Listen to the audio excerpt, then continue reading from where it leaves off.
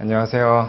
네, 스마트 경영 아카데미에서 세무사 재정학과 회계사 경제학을 강의하고 있는 강두성이라고 합니다. 일단 여러분들 시험 보느라 수고 많으셨고요. 이제 기출 문제를 풀이를 할 텐데 여기서 자세하게 다 다루진 않을 거고 40문제에다가 이제 지문이 5개씩 있기 때문에 모든 지문을 다 세세하게 설명하진 못하고 여러분들 입장에서 어떻게 준비를 해야 되는가에 대해서 혹시 이번 시험에 아쉽게 고배를 마신 학생들은 다음에 어떤 식으로 준비를 하고 그리고 시험장에 들어갔을 때 어떤 식으로 답을 찾아야 되고 이런 두 가지 측면에서 이제 접근하는 방법을 설명을 드리도록 할게요. 자, 이번 시험에 대해서 조금 평을 해보면 첫 번째로는 여러분들 계산 문제가 많이 나올 때는 10문제까지 나오게 되는데 지금 올해는 6문제로 그렇게 많이 나오진 않았어요.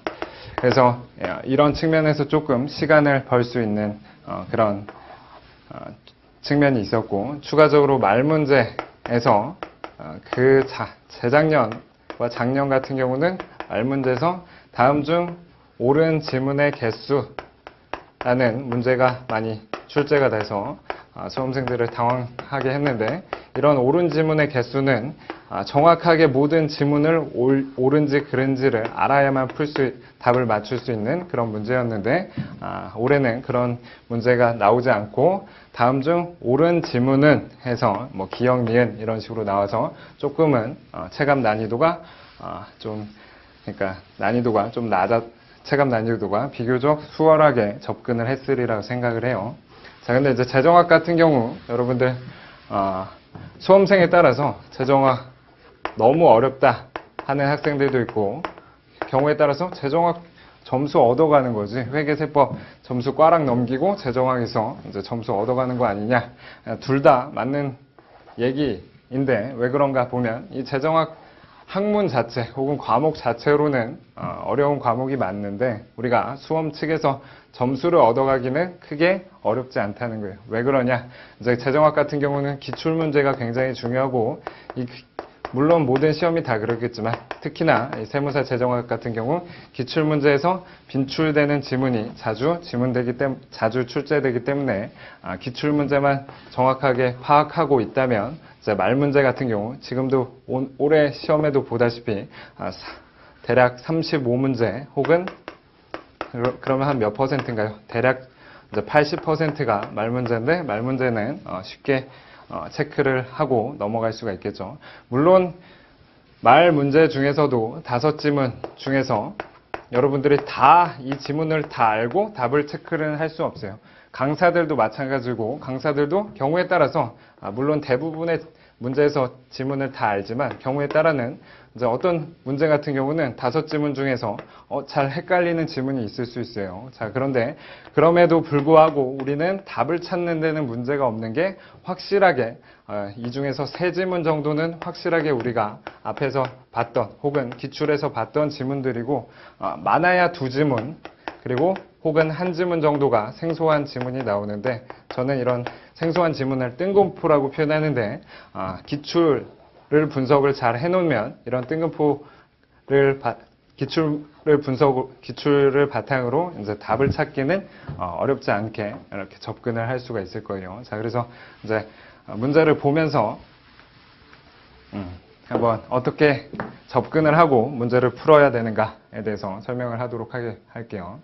자, 이제 문제를 정리를 했는데 사실은 이 오른쪽이 빈칸이 있죠. 그래서 오른쪽 같은 경우는 이 왼쪽은 기출 문제를 정병렬저 그 단원별로 정리를 했고 오른쪽 같은 경우는 제 OX 책에 이 문제와 관련돼서 사실은 다 있다라는 걸 보여주려고 오른쪽을 빈칸을 놓고 거기 OX 책을 캡처해가지고 보려고 했는데 지금 시간 관계상 지금 12시인데 시간 관계상 그 작업을 하지 못하고 일단은 기출을 해설하는 것으로 만족을 해야 될 것 같아요. 나중에 차차 시간이 되면 이 오른쪽을 채워서 제 카페에 올리든지 하도록 하겠습니다. 자, 그래서 효율성과 시장 실패를 볼 건데, 이제 다행히도 여러분들이 어려워하는 뭐 파레토 효율성 개념이라든지 그런 건 안 나오고 조금 간단한 말 문제, 보상의 원리가 나왔죠. 자, 그래서 이제 간단하게 살펴보면, 이제 우리가 사회 상태가 알파라는 상태에서 베타라는 상태로 변했을 때 이게 개선인지 여부를 판단하는 것에 있어서 이제 파레토 기준이 있고 칼도 힉스 기준이 있죠. 그리고 이거를 보상의 원리라고도 표현한다. 자, 근데 파레토 기준은 우리가 파레토 기준에 따라서 개선이라는 건, 다시 말해서 파레토 개선은 사회 구성원 누구도 효용의 감소 없이 특정 누군가는 효용이 증가해야 되니까 사회 내에서 정책 혹은 사회 상태가 변했을 때 사회 구성원 누구도 손해를 보지 않는 그런 상황은 거의 존재하지 않기 때문에, 다시 말해서 이제 파레토 기준을 만족하는 그런 사회 상태의 변화는 흔치 않기 때문에 그 기준을 완화한 것이 우리가 보상의 원리, 보상의 기준 혹은 보상의 원칙, 칼도 힉스 기준 이렇게 배웠었죠. 자, 그래서 그걸 바탕으로 한번 지문을 봅시다. 자, 1번 보면 파레토 기준의 한계를 보완하는 차원의 접근이다. 맞는 얘기고, 2번 보면 개인 간 직접적 효용 비교 없이 어떤 변화가 개선인지 여부를 평가할 수 있는 방법이다. 이게 무슨 얘기인가? 4번을 보면 효용을 비교하지 않고 효용을 간접적으로 화폐 단위로 비교를 하는데, 하나의 상태가 다른 상태로 변했을 때 이득을 보는 사람이 손해를 보게 되는 사람의 손실을 보전하고도 남는 것이 있을 때 칼도 기준에 따라서 개선이라고 판단을 하는 거죠. 그래서 1, 2, 4번은 맞는 지문이고, 3번 같은 경우가 이제 늘상 나오던 지문이었어요. 그래서 판단하는 시점에서 보상 여부를 감안하지 않지만 선택 결정 이후에는 보상이 이루어져야만 한다. 자, 근데 보상의 원칙 중에서 단점 중 하나가, 우리의 보상의 원칙의 단점 중 하나가 실제 보상을 담보로 해주지 않는다라는 단점이 있기 때문에 여기처럼 보상이 이루어져야만 성립한다는 지문은 틀린 지문이 되겠죠. 5번은 사실은 여러분들 입장에서 생소한 지문이었는데 당연히 3번을 답으로 체크하면 5번을 볼 필요도 없었겠죠. 자, 24번 해설 맞추고, 자, 그 다음에 이제 외부성과 관련돼서 볼 건데, 외부성은 제가 분석한 바에 따르면 지금 한 4문제 정도 나온 것 같아요. 그래서 외부성은 늘상 그 정도 나오고, 계산 문제는 한두 문제씩 반드시 나오는 토픽이죠. 자, 보면 이제 피구세 형태의 공회세 부과가 초래하는 영향에 관한 설명으로 옳은 것은, 자, 1번 보면 공회세 부과는 해당 제품의 한계 비용을 인하하는 영향을 초래한다. 자, 어찌됐든 피구세도 조세의 일종이기 때문에 조세가 부과되면 제품의 한계 비용이 상승하게 되고, 그로 인해서 제품의 가격이 상승하게 되겠죠. 그래서 1, 2번은 틀린 지문이고, 자, 3번이 이제 보면 공회세 부과는 해당 제품의 과소한 생산량을 늘리는 효과가 있다. 자, 공회 같은 경우 부정적인 외부성이 있는데, 부정적인 외부성의 경우 우리가 효율적인 생산량보다 시장에서 달성되는 거래량 혹은 생산량이 과다되는 게 문제죠.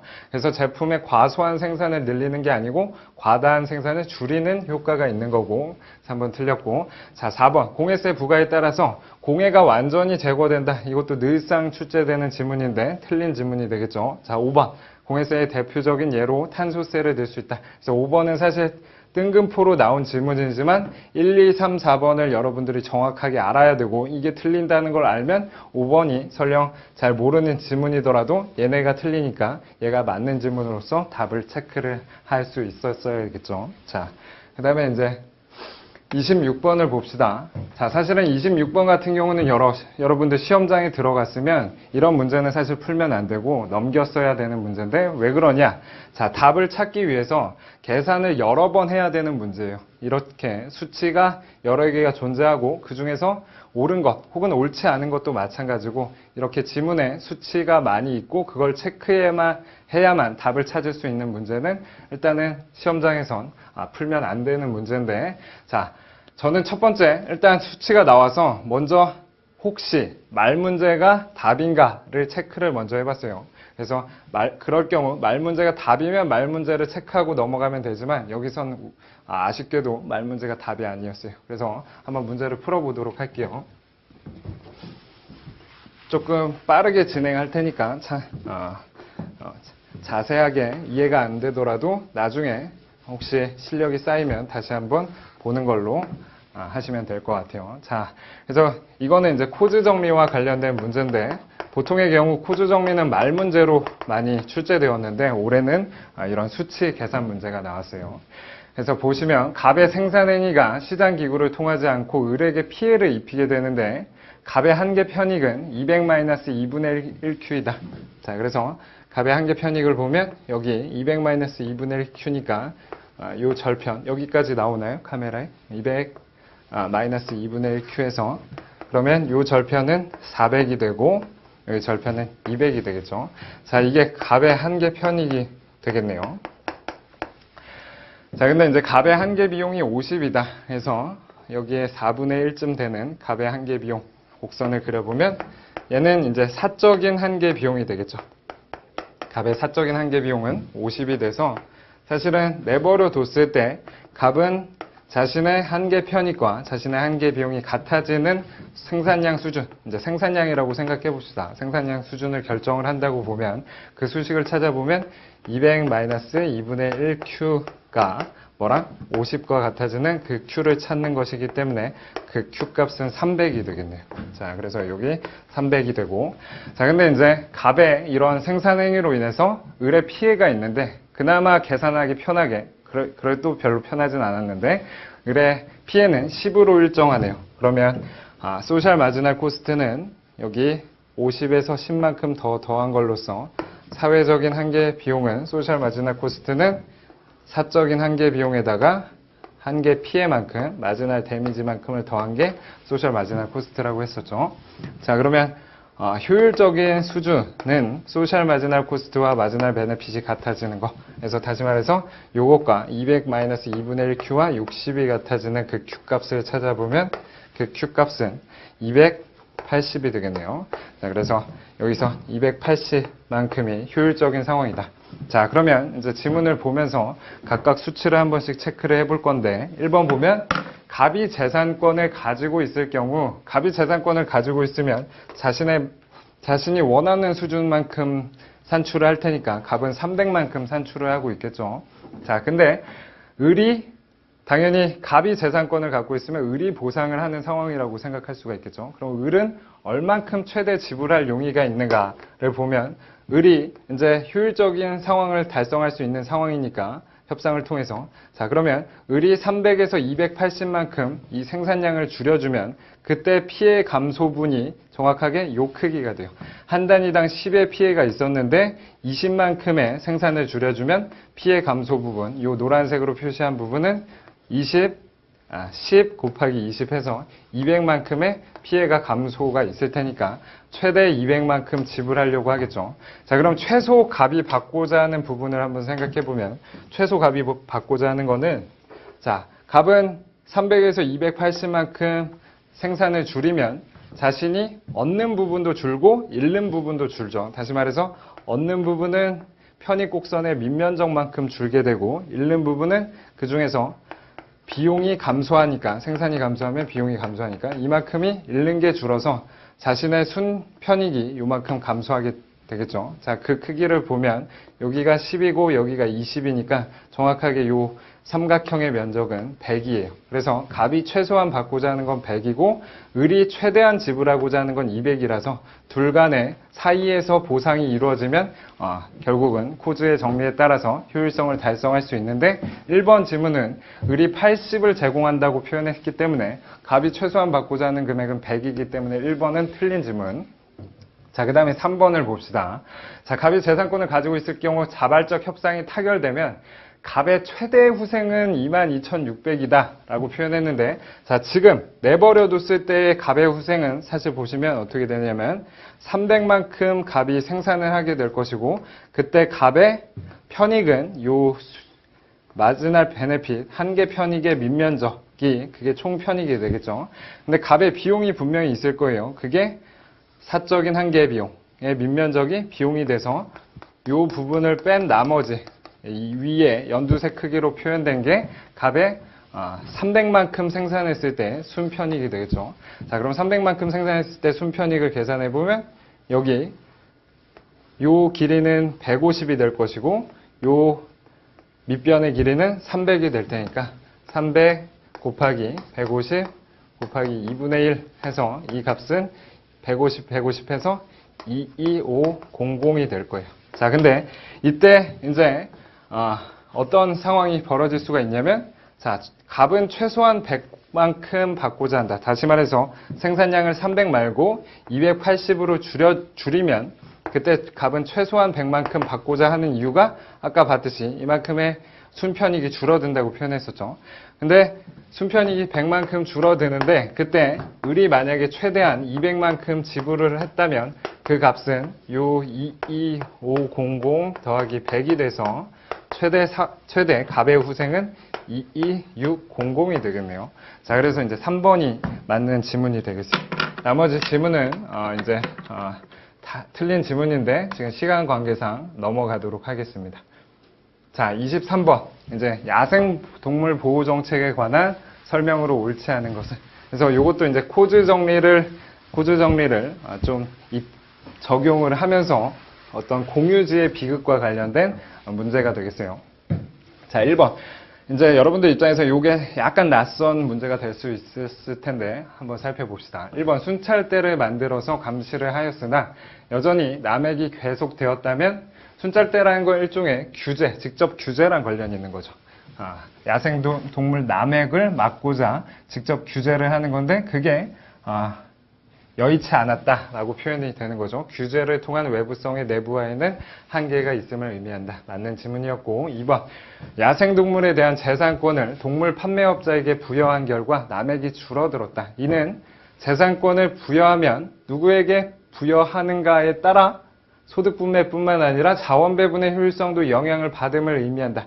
정확하게 이건 모르겠지만 여러분들 공부가 됐었다면 코드 정리에 따르면 재산권을 누구에게, 재산권의 귀속 주체와는 상관없이 그 효율성, 자원 배분의 효율성을 달성할 수 있다라는 지문이 떠올렸다면 2번이 이제 틀린 지문으로 우리가 체크를 하고 넘어가야 되겠죠. 그래서 사실은 2번은 틀린 지문이었고, 나머지를 간단하게 보면, 자, 포획 가능한 야생동물 수를 매년 정하고 포획권을 경매를 통해서 판매해서 야생동물 수를 유지할 수 있었다. 이는 시장기구를 통해서 외부성을 내부화한 거다. 그래서 요거는 이제 어떤 그 공유지 혹은 공유동물 혹은 어떤 그 보호해야 할 대상들에 대한 정책 접근이라고 생각할 수 있는데, 비슷하게 우리 부정적인 외부성 상황에서 부정적인 외부성 오염을 통제하는 방법으로서 뭐가 있었죠? 배출권 경매제도,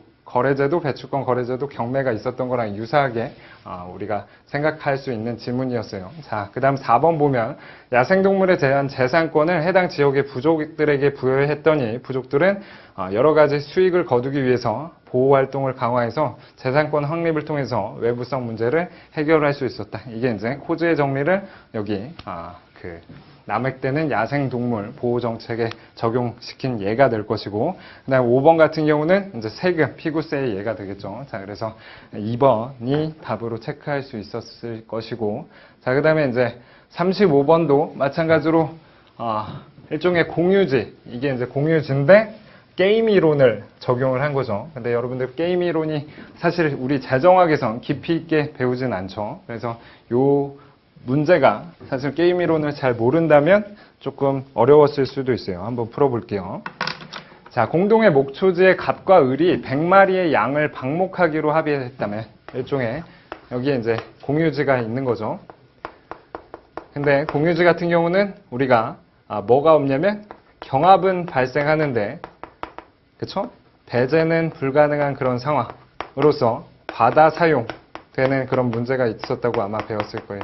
근데 여기선 게임적 상황, 게임 이론을 가지고 분석을 하는데, 자, 갑과 을이 100마리 갑, 을이 있는데, 자, 한 가지 방법은 둘이 약속을 하고 100마리씩만 방목을 하는 거예요. 자, 그러면 이제 둘 다 이득이 10이다. 자, 그래서 게임적 상황을 우리가 분석하는 게 보수행렬표를 그리는 거죠. 그래서 경기자 갑이 있고 플레이어 갑이 있고 플레이어 을이 있다. 자, 그러면 둘 다 100마리씩, 즉 약속을 지키는 상황에서 둘의 보수는 각각 10이라는 거죠. 10. 10만큼의 보수가 있다. 자, 근데 모두 합의를 어겨서 100마리 이상, 둘 다, 요 목초지에서는 한 200마리 정도가, 뛰어놀면, 혹은 200마리 정도가, 이 목초지가, 수용할 수 있는 그런 숫자라면, 근데 갑 입장이든 을 입장에서든 더 많이 키우고자 하는 유인이 있는 거고, 그게 공유지의 비극과 관련되는 거죠. 그래서 이제 100마리 이상을 방목하면 갑과 을의 이득이 각각 0이 된다. 그래서 너무 황폐화가 돼가지고, 그런 둘 다 손해를 보는 그런 상황이라고 볼 수가 있겠네요. 자, 근데 한 명은 합의를 지키고 다른 한 명은 합의를 어기면 어긴 사람의 이득은 10일이다. 다시 말해서 이게 이제 100이라고 볼 수도 있고 뭐라고 볼 수가 있어요? 일종의 합의를 지키는 거랑 준수랑 어김 이렇게 볼 수가 있겠죠. 준수, 어김. 자, 그러면 지금처럼 한 명은 준수했는데 한 명이 어기면 어긴 사람은 페이오프가 이득이 11이지만 지킨 사람은 마이너스 1이 된다. 그래서 준수한 사람은 마이너스 1이 되고 어긴 사람은 11이 되는 그런 상황이라고 볼 수 있고 대칭적인 상황이니까 여기 11 마이너스 1이 되겠죠. 자, 그러면 이 상황에서 이 상황에서 사실은 분석하면 안 되고 이 상황을 변화시킨 거예요. 자, 보면 이러한 게임적 상황에서 정부가 합의를 어긴 사람에게 2원의 과태료를 부과할 때, 자, 그쵸? 내버려뒀으면 사실은 이건 정확하게 용의자의 딜레마 상황인데, 지금 정부라는 제3의 경제 주체가 이런 공유지의 비극, 다시 말해서 내버려두면 이런 결과가 나올 것을 막고자 정부가 뭘 했냐? 합의를 어긴 사람에게 2원의 과태료를 부과하는 거죠. 자, 그러면 합의를 어기면 2원의 과태료가 부과되니까 얘가 빼기 2가 될 것이고 마찬가지로 얘도 빼기 2가 될 것이고 추가적으로 갑이 어겼을 때 얻을 수 있는 요 페이오프도 빼기 2가 될 것이고 여기도 빼기 2가 될 거예요. 자, 그럼 그 상황에서 페이오프를 다시 한번 써보면 10,10 그 다음에 마이너스 1,9 9, 마이너스 1 그 다음에 마이너스 2, 마이너스 2가 된다. 그때 이제 살펴보면 게임의 균형을 살펴보면 갑이 준수한다고 했을 때 을도 준수하는 게 좋고 갑이 어겼을 때 역시 을은 준수하는 게 좋다. 자, 대칭적인 상황이기 때문에 을과 갑 모두에게 준수하는 상황이 우월 전략이 돼서 우월 전략 균형은 모두 합의를 지킨다, 준수한다는 상황이 되겠죠. 자, 그 다음에 이제 린달 균형 마지막으로 공공재 이제 외부성은 끝났고 공공재와 관련된 문제가 두 문제 나왔는데 두 문제 모두 계산 문제로 나왔네요. 자, 그래서 계산 문제 한번 살펴봅시다. 자, 그래서 린달 균형 하면 여러분들 떠올려야 되는 것 중 하나가 이렇게 뭔가 거꾸로 뒤집어져서 수요 곡선 만나가지고 요게 린달 가격 혹은 부담 비율 이런 거 이제 배웠었죠. 자, 그걸 바탕으로 한번 풀어봅시다. 자, 생산의 단위 비용은 생산 수준과 관계없이 1이다. 일종의 정규화한 상황이죠. 근데 갑의 공공재의 수요함수는 3-3분의 1 GA. 그래서 갑은 이렇게 표현되고, 을은 4-2분의 1 GB. 이렇게 표현되네요. 자, 근데 이건 수요함수가 되겠죠. 수요함수. 자, 그래서, 요 수요함수, 즉, 소비량에 따라서, 지금 아마 문제는 가로 열고 GA와 GB는 소비량이다. 이렇게 표현된 거죠. 그래서 이제 린달 균형에 의한 그 적정 공공재를 생산할 때 갑과 을의 비용 분담 비율을 물어보고 있어요. 자, 그러면 사실은 이제 두 사람의 이게 뭐랑 관련이 있는 거냐면 이게 A의 공공재 소비량이고 얘가 B의 공공재 소비량이기 때문에 사실은 정확하게 표현하면 얘는 수요 함수가 아니고 역수요 함수가 되는 거예요. 그래서 요 역수요 함수를 합한 게 뭐가? 공공재 단위당 비용 1과 같아지는 그 GA랑 GB를 찾는 게 효율적인 수준을 찾고 그 다음에 그 수준에서 한 개 편익만큼을 비용으로 분담하는 게 린달 균형이 되겠죠. 자, 계산을 해보면 어떻게 되나요? 7 마이너스 자,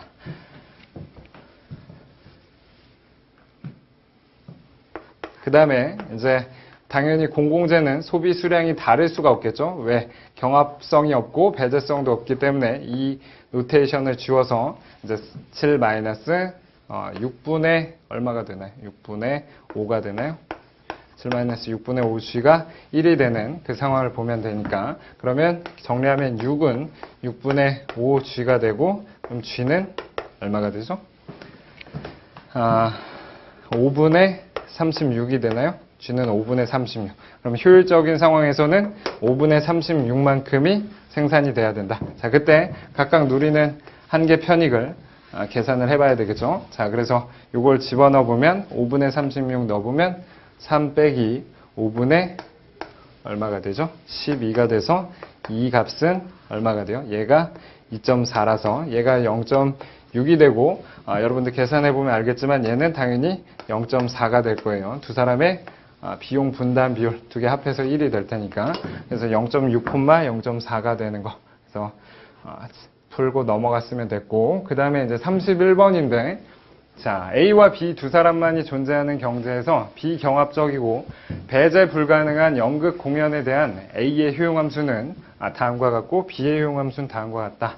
자, 그때 이제 연극 공연의 한계 비용이 2D라고 표현됐을 때 사회적으로 바람직한 최적 연극 공연은 몇 회인가? 여러분들이 이제 이 문제가 조금 어려웠다면 보통 우리는 Q로, 생산량이라는 Q로 많이 표현하는데, 여기서 이제 헷갈리라고 D라고 표현한 거죠. 그리고 추가적으로 이제 우리 계산 문제 특강에서는 제가 설명을 했었는데, 한계 효용, 한계 편익을 표현한 식이 주면 그거 그 자체를 쓰면 되는데, 지금처럼 효용함수를 주면 얘를 미분한 한계 편익을 혹은 한계 효용을 찾아서 그것을 합해야 되는 그런 그 함정이 있었던 거죠. 그러면 A의 효용함수가 UA가 100 플러스 20D 마이너스 D제곱이고, 자, B의 효용함수는 20 플러스 12D 그 다음에 마이너스 2D제곱이 돼서, 자, 얘의 한계 효용, 정확하게는 한계 효용을 화폐 단위로 한 게 한계 편익인데 우리는 두 개를 크게 구분할 필요가 없으니까 한계 효용, 이걸 D에 대해서 미분한 값을 보면 20-2D가 되고, 자, B의 한계 효용을 계산해 보면 얘는 어떻게 되나요? 12-4D가 되죠. 자, 그래서 그 둘의 한계 편익의 합이 한계 비용, 한계 비용은 문제에서 2D라고 주어져 있으니까 이게 같아지는 D를 찾아야 되는데, 그 값은 32-6D가 2D가 돼야 되니까 8D가 30이니까 D 스타는 4가 되겠네요. 자, 그래서 4회가 이제 효율적인 그 공공재 공급 규모다. 그래서 공공재라는 걸 표현하기 위해서 문제에서는 경합이 없고 배제가 불가능하다라는 조건이 사실은 들어갔던 거죠. 그래서 이게 공공재인지 어떤지는 이 조건을 통해서 우리가 사실은 살펴 봤었어요. 자, 그래서 크게 어렵지 않은 맨 처음에 코즈 정리와 관련된 수치 문제는 조금 까다로웠지만 뒤에 문제는 크게 어렵지 않은 문제였죠. 자, 그 다음에 이제 LO의 불가능성 정리, 공공선택 이론에서 LO의 불가능성 정리가 나왔는데, 제가 재작년부터 우리 LO 교수님 돌아가시고, 이제 애킨슨 지수 교수님이 애킨슨 지수 교수님이 아니고 애킨슨 교수님이 돌아가셔서 나올 거라고 했는데, 작년에 안 나와서 올해 나올 거라 했는데 나왔죠. LO의 불가능성 정리에서 사회적 선호 체계가 가져야 할 바람직한 속성이 아닌 것은 요 중에서 당연히 볼록성이에요. 나머지 이행성, 비독재성, 파레토 원칙, 독립성은 여러분들 봤을 거예요. 그래서 1번을 잘 체크하고 넘어갔어야 될 부분이었고, 구체적으로 볼록성은 시험과는 크게 상관없지만 후생경제학 제2정리가 성립하기 위한 조건이에요. 자, 별 크게 중요한 얘기는 아니었고, 자, 투표제도에 관한 설명으로 옳은 것을 모두 고른 것은 이렇게 됐죠. 물론 시험에서는 여기 지문이 나왔는데 제가 편집 과정에서 그 지문은 지웠어요. 자, 과반수제에서는 투표 역설 현상이 나타날 수 있다. 맨날 보는 상황이니까 기억은 옳은 거 당연히 찾았어야 되고, 자, 니은이 여러분들 입장에서는 좀 어려울 수가 있어요. 자, 그래서 니은이 보다 방식이, 우리가 보다 투표라는 거는 점수 투표제의 일종이 되겠죠. 근데 점수 투표제 같은 경우는 어떤 문제가 있었냐면 선호를 기수적으로 반영을 하기 때문에 독립성, LO가 제시한 조건 중에 독립성을 만족을 못한다는 거예요. 자, 그러면 보다 방식에서는 선택 대상 간 연관성이 없다. 여기 한번 봐보세요. 보다 방식은 점수 투표제고 얘는 점수 투표제의 일종이에요. 근데 점수 투표제는 독립성이 만족이 안 돼. 제3의 대안, 무관한 선택 대안으로부터의 독립성이 만족이 안 된다는 거 결국은 대안 간 연관이 있다는 거죠. 그래서 지금 보다시피 보다 방식에서는 선택 대상 간 연관성이 없다가 틀린 거고 연관성이 있다. 그래서 니은은 틀린 질문이었던 거고, 자, 디귿을 보면 선택 대상에 대한 선호의 강도는 점수 투표제에서 직접 표시될 수 있다. 그래서 우리가 점수 투표제의 장점 중 하나가 선호의 강도를 반영할 수 있는 부분. 그래서 기억과 디귿은 맞고, 리얼, 전략적인 행동이 없다면 점수 투표제가 선택 대상에 대한 선호의 강도를 가장 잘 반영한다. 그래서 리얼까지가 맞았는데, 미음이 이제 개인의 선호, 개원이 아니겠죠. 개인의 선호를 서수가 아니고 기수적으로 표현한다. 그래서 다른 건 다 여러분들 본 방식일 텐데 니은 지문이 좀 헷갈렸을 수 있을 거예요. 그래서 기억, 디귿, 리을이 옳은 지문으로서 체크를 했을 것이다.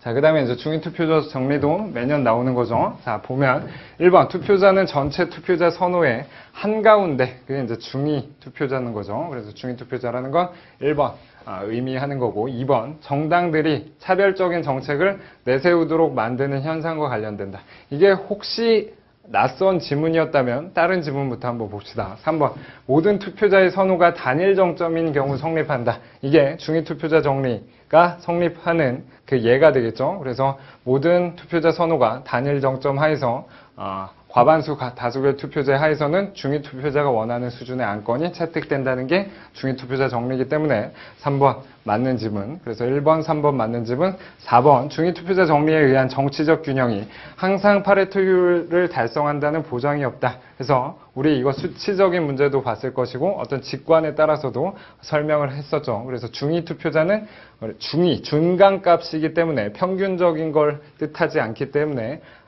파레토율을 달성한다는 보장이 없다. 이것도 여러분들 당연히 아셔야 될 지문이었어요. 자, 그래서 1, 3, 4번 맞는 거고, 5번 정당들이 중위 투표자가 선호하는 정책들을 내세우도록 만드는 것과 관련이 있다. 그래서 5번도 맞고, 사실은 이 5번과 2번은 유사한 지문으로서 중위 투표자가 선호하는 정책을 내세우도록 만들기 때문에 정당들 간 차별적인 정책이 나타나는 게 아니고 유사한 정책, 그래서 정당 간 색깔이 없어지는 그런 정책이 나온다. 그래서 2번이 틀린 지문이 되겠네요. 자, 그 다음에 이제 공공경비와 예산제도인데, 예산제도는 사실은 잘 안 나오는 토픽이에요. 그래서 예산제도는 올해 나왔기 때문에 앞으로 사실 잘 나오지 않을 부분이고, 이거는 뭐 어떤 논리라기보다는 단순 암기죠. 그래서 5번이 이제 틀린 것으로서 이제 체크하고 넘어갔으면 됐고, 자, 그 다음에 이제 비용 편익 분석. 또 거의 매년 혹은 2년에 한 번씩 나오는 토픽인데, 자, 현재가치법에서 할인율이 높아질수록 편익이 초기에 집중되는 사업의 상대적 우선순위가 높아진다. 자주 빈출되는 거였죠. 할인율이 높아질수록 먼 미래에 편익이 집중되는 사업은 할인이 많이 되기 때문에 초기에 편익이 집중되는 사업이 우선순위가 높아진다는 거 맞는 질문이었고, 2번 내부 수익률은 사업 순편익의 현재 가치를 0으로 만드는 할인율이다. 역시 여러 번 나온 내부 수익률의 정의였어요. 그래서 순편익의 현재 가치가 0이 되는 할인율이 내부 수익률.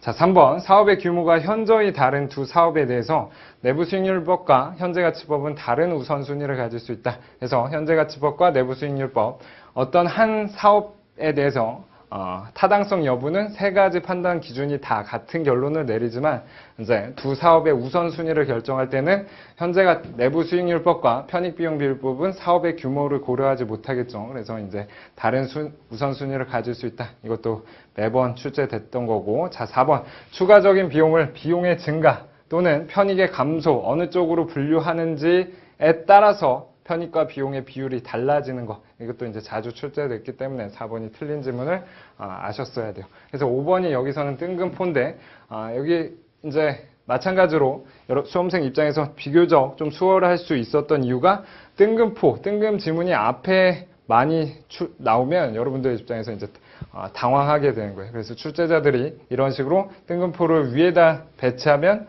체감 난이도가 높아지고 지금처럼 뜬금포가 아래로 배치가 되면 조금 비교적 수월하게 문제를 풀 수가 있을 거예요. 자, 그래서 다시 한번 강조를 하지만 자주 나왔던 기출을 정확하게 파악하고 공부의 양을 늘리지 말고 그 시간에 세법이나 회계를 열심히 하는 게 사실은 동차 합격의 그 지름길이 될 거예요. 자, 그 다음에 이제 요것도 사실은 요거는 자주 출제되는 포인트는 아니었어요. 그래서 한번 풀어볼게요.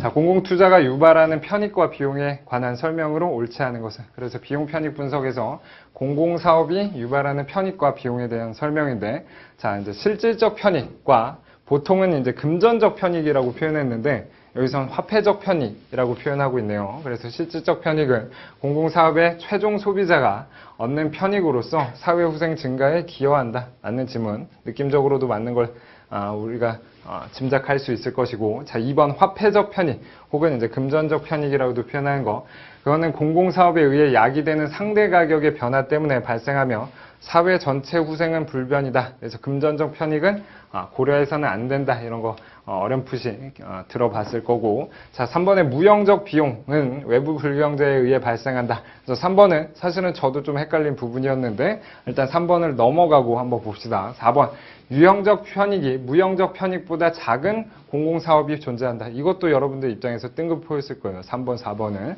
그래서 유형적 편익이라는 건 실체가 존재하는 편익이고, 무형적 편익이라는 건 실체가 존재하지 않는 편익으로서 우리가 봤던 편익 중에서 뭐 시간의 가치라든지 생명의 가치, 이런 거, 환경의 가치, 이런 게 이제 대표적으로 시장 가치가 존재하지 않는 무형적 편익이겠죠. 그럼 당연히 유형적 편익이 무형적 편익보다 작은 공공사업이 존재할 수 있겠다. 어렴풋하게 일단 넘어가 보고, 자, 5번 이걸 한번 봅시다. 그래서 다른 건 모르더라도 5번이 틀렸다는 걸 여러분들이 판단할 수 있었어야 됐는데, 무형적 편익과 좀 편집이 좀 잘못된 것 같아요. 무형적 편익과 무형적 비용을 판단함에 있어서 시장에서 파악되지 않기 때문에 공공투자의 시행 여부를 판단함에 있어 고려하지 않아도 된다. 그래서 느낌적으로 5번이 틀렸겠구나 라고, 사실은 이 문제는 조금 여러분들 입장에서 생소했을 수가 있는데, 우리가 무형의 편익으로서 시간의 가치, 생명의 가치, 이런 걸 판단하는 방법, 이런 것들을 쭉 배웠기 때문에 5번 고려해서는 안 된다라는 지문이 틀렸을 거라고 예측할 수가 있었겠죠. 자, 그 다음에 이제 9번 아담 스미스 국부론 내용의 일부인데, 이것도 약간은 기존의 그 문제들과는 좀 다른, 어떻게 보면 참신하다고 표현해야 되나요? 그런 측면이 있는데, 자, 아담 스미스의 국부론 내용을 갖고 왔는데, 이제 현재 조세 이론 중에서 자원 배분 왜곡과 관련된 항목을 물어봤어요. 자, 근데 자원 배분의 왜곡은 항상 기억해야 되는 게, 이 자원 배분의 왜곡이라는 건 뭐 때문에 발생하느냐? 행위 변경 때문에 발생하고, 그 행위 변경이 결국 대체 효과라든지 이런 걸 발생을 해서 비효율을 야기시킨다. 이런 걸 아마 어렴풋이 기억이 났을 텐데, 자, 이걸 집중해서 한번 읽어봅시다. 자, 기억, 조세 징수에 많은 수의 관리들이 필요해서 그들의 봉급이 조세 수입의 대부분을 갉아먹고, 또한 그들의 부수입이 국민들에게 추가적인 과세 부담으로 되는 경우이다.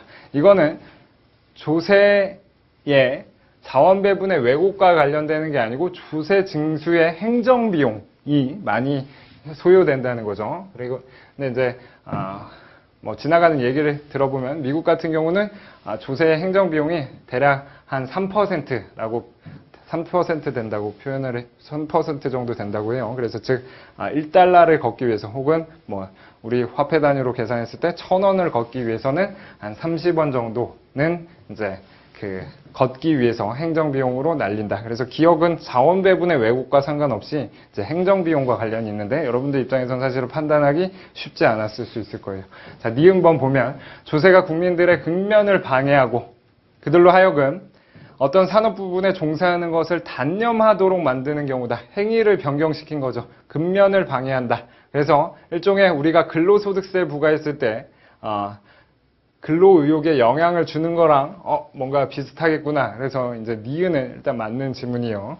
자, D급 보면 이제 탈세가 올해 탈세 문제가 좀 많이 나왔는데 탈세를 시도하다가 실패하는 불행한 사람들에게 몰수 기타의 형벌을 부과함으로써 조세가 그들을 종종 몰락시키고 그리하여 사회가 이익을 상실하게 되는 경우다. 이건 자원배분의 왜곡이 아니고 탈세랑 관련된 지문이기 때문에 디귿은 틀린 지문이고 리을 국민들에게 조세 징수인의 빈번한 방문, 짜증나는 조사를 받게 함으로써 조세가 국민들에게 수많은 불필요한 고통, 번거로움, 억압을 주는 경우이다. 그래서 우리 조세 기초 이론에서 일종의 조세에 어떤 거나 마찬가지냐면 외부 비용과 있어요. 그래서 행정비용 그리고 이게 조세의 외부 비용. 그래서 두 가지를 합해서 최소화가 되는 게 행정적으로 필요로 하다 한 개념이었고 기억 리을은 그런 개념이었고 이제 자원배분 왜곡은 니은과만 관련된 지문이었네요. 자, 그 다음에 조세의 근거 학설인 이익설의 장점. 자, 그래서 조세의 근거 학설에서는 뭐가 있어요? 이익설 혹은 응익설. 이것도 자주 출제되는 거죠. 이익설 혹은 응익설이라고 표현하는 부분과 그 다음에 응능설이라고 표현하는 두 가지 견해가 있는데 이거는 정부가 제공하는 서비스로부터 많은 이익을 누리는 경제주체가 많은 세금을 내야 된다가 이익설이고 아니다. 능력이 좋은 경제주체가 많은 세금을 내야 된다가 응능설이 되겠죠. 자, 그러면 이익설의 장점, 이것도 많이 자주 출제됐는데 조세가 갖는 강제성은 이익설은 강제성이 아니죠. 네가 그만큼 이익을 갖게 되니까 그만큼 대가를 지불해라 해서 강제성이 아니고 강제성은 아까 능력 원칙과 관련된 거예요. 자, 2번 시장 경제 원리를 적용한다. 이게 일종의 이익설이 되겠죠. 네가 정부가 제공하는 서비스로부터 그만큼의 편익을 누리기 때문에 거기에 대한 대가를 지불해라. 그래서 이제 2번이 장점이 되겠어요. 자, 마찬가지로 이제 3번 같은 경우 이것도 실제로 전에 한 2번 정도 기출됐던 지문인데 경제 불안정을 극복하기 위한 정부의 정부 지출 재원 조달이 수월하다. 이게 일종의 경기 안정화 기능과 관련이 있는 건데 경기 안정화 기능은 이익설이 아닌 능력설을 바탕으로 누진세가 이제 경기 불안정, 다시 말해서 경기 불안정을 해소하고 경기 안정화 효과가 있다는 거, 누진세가 그런 효과가 있다는 거 여러분도 봤을 거고. 그 다음에 이제 5번 같은 경우 저소득층 지원에 위한 복지 재원 확보가 유리하다. 그건 소득 분배를 고려하는 거니까 소득 분배는 이익설과 관련된 게 아니고 능력 원칙과 관련이 있겠죠. 자, 그래서 이런 거 봤을 거고. 자, 14번은 사실 이제 그래프로 나온 건데 이게 이제 유사하게 한번 기출된 게 있어요. 이게 현실의 우리나라 조세제도랑 유사한 그런 상황이죠. 그래서 과세 표준에 따라서 이건 한계세율과 관련된 그런 개념이에요. 그래서 우리나라 현실 조세제도에서도 한계세율이 이런 계단식으로 표현되어 있겠죠. 자, 그러면 이런 한계세율을 바탕으로 우리가 과세 표준에 따라서 총 세금의 크기를 여기다 그래프로 그려보면 이런 식으로 그릴 수가 있어요. 그래서 처음에는 이렇게 완만하다가 그 다음에 조금 가파르고 그 다음에 조금 더 가파르고 그 다음에 조금 더 가파르고.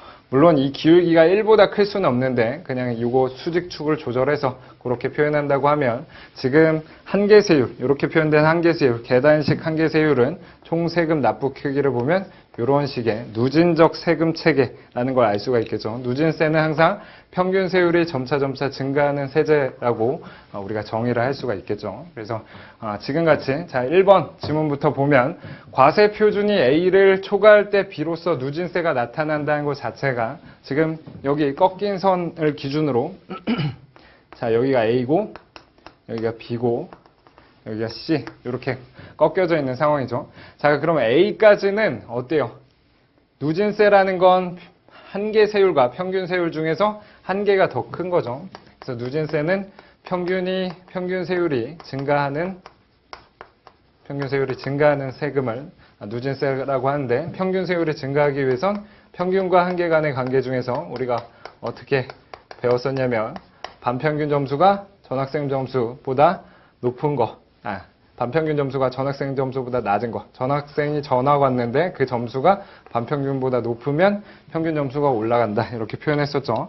그래서 지금 같이 A점을 지나서야 사실은 A점 전까지는 평균도 2기울기, 한계도 2기울기. 그래서 평균이 계속 일정하죠. A점까지는. 그래서 A점을 지나야 이제 비로소 누진세가 나타난다. 그래서 1번부터 체크를 하고 사실은 넘어갔었어야 돼. 1번 맞는 지문이고, 간단하게 다른 지문만 간단하게만 살펴보면 평균 세율은 과세 표준 구간에 따라서 계단식으로 증가하는 게 아니고 평균 세율은 점차 계단식이 아니고 연속적으로 증가하고, 그 다음에 3번 과세 표준의 전 구간에 걸쳐 평균 세율은 한계 세율보다 낮다. 이게 이제 좀 헷갈릴 수 있을 텐데, 평균 세율은 한계 세율보다 낮다 하면 누진세, 오케이, 이건 맞는 지문이었는데 어디 때문에 틀리냐면 과세 표준 구간이 요 낮은 구간에서는 평균과 한계 세율이 같은 상황이니까 3번이 이제 틀린 지문이었을 거예요. 자, 그 다음에 4번도 마찬가지로 틀린 지문. 과세 표준인 C를 지나가면 평균 세율이 더 이상 증가하지 않는 게 아니고 계속 증가하고, 5번 과세 표준의 전 구간에서 세액공제가 증가하면 한계 세율은 감소한다. 이것도 자주 출제되었던 지문인데 세액공제랑 한계세율은 관련이 없죠. 그래서 소득공제가 있을 때는 경우에 따라 한계세율이 바뀔 수는 있지만 세액공제랑은 한계세율은 관계가 없다는 거. 그래서 이제 1번을 체크를 했을 것이고, 자, 조세 전가와 기착 6번이 이제 여러분들 입장에서 독점, 종가세 이렇게 봐서 안 보던 걸 봤을 거라고 생각하지만 사실은 보던 지문이에요. 그래서 어떤 거냐? 비용 불변이다. 다시 말해서 한계 비용이 일정한 그런 독점 상황에서 세금이 부과를 되는 그런 상황인데, 한계 비용이 일정할 때는 종가세를 부과해도 종량세를 부과한 상황이랑 동일하고, 그때는 정확하게 세금의 절반만큼이 가격이 상승돼서 절반만큼의 전가가 일어난다. 이런 지문 봤을 거예요. 그래서 정확하게 답은 2번. 종가세의 부담은 소비자와 생산자가 나눠서 부담하게 된다라는 답으로 체크를 했을 것이고, 자, 그 다음에 하버거 모형도 이제 매년 나온다고, 그리고 작년에 안 나와서 이제 출제될 가능성이 높다고 했는데 출제가 됐죠.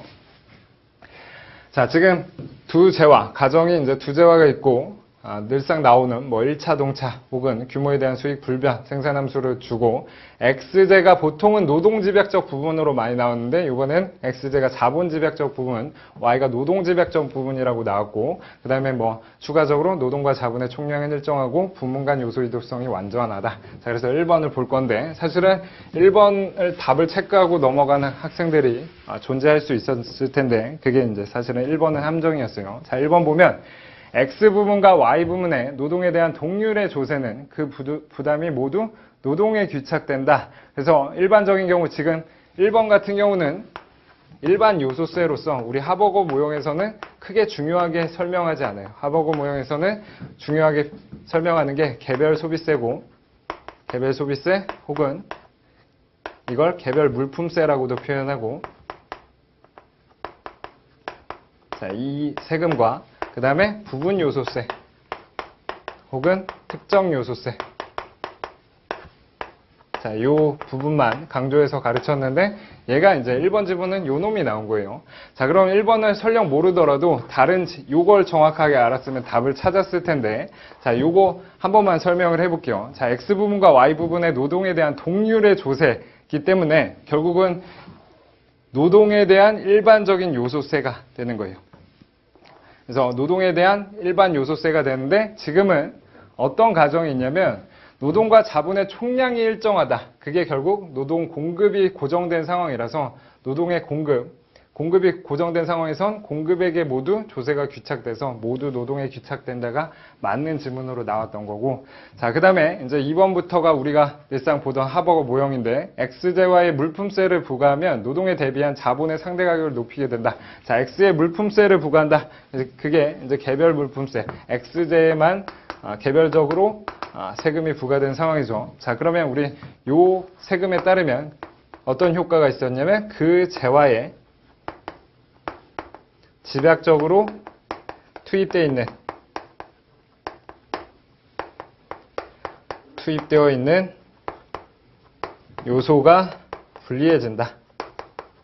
이게 개별 소비세, 개별 물품세의 효과가 돼요. 자, 그러면 X제가 무슨 집약적인 산업이냐면 자본 집약적인 산업이기 때문에 자본이 불리해지는 거라서 자본이 불리해진다는 건 자본의 상대 가격이 낮아진다라고 표현을 해야겠죠. 그래서 2번이 딱 틀렸다는 걸 체크하고 넘어갔어야 되는데 3번 한 번만 체크해보면 자본에 대한 과세. 자, X부분의 자본에 대한 과세라는 게 그게 부분 요소세가 되는 거죠. 그래서 세금인데 자본에 대한 세금인데 X제 산업에 투입되어 있는 자본에 대한 세금이기 때문에 특정 요소세 혹은 부분 요소세라고 표현하는데 자, 이런 부분 요소세는 두 가지 효과가 있죠. 그래서 하나는 산출량 효과가 있고 그 다음에 두 번째는 요소 대체 효과가 있다. 산출량 효과는 우리 앞에서 봤던 개별 소비세 효과랑 정확하게 동일하다. 왜냐? X제 산업의 자본에 대한 세금인데 어찌됐든 그거는 X제의 세금이 부과된 거나 마찬가지라서 산출량 효과에 따르면 X제 산업에 집약적으로 투입되어 있는 요소, 자본이 불리해지는 거고 자, 그 다음에 요소 대체 효과에 의해선 요소 대체 효과는 더 쉽죠. 지금 X제 산업의 자본에 대한 세금이니까 요소 대체 효과도 자본이 불리해져서 두 개가 같이 확실하게 자본이 불리해지네요. 자, 그래서 3번 보면 노동에 대비한 자본의 상대 가격을 낮추게 된다. 그래서 맞는 질문이죠. 자, 4번 X지분의 자본에 대한 과세, X부분의 자본에 대한 과세.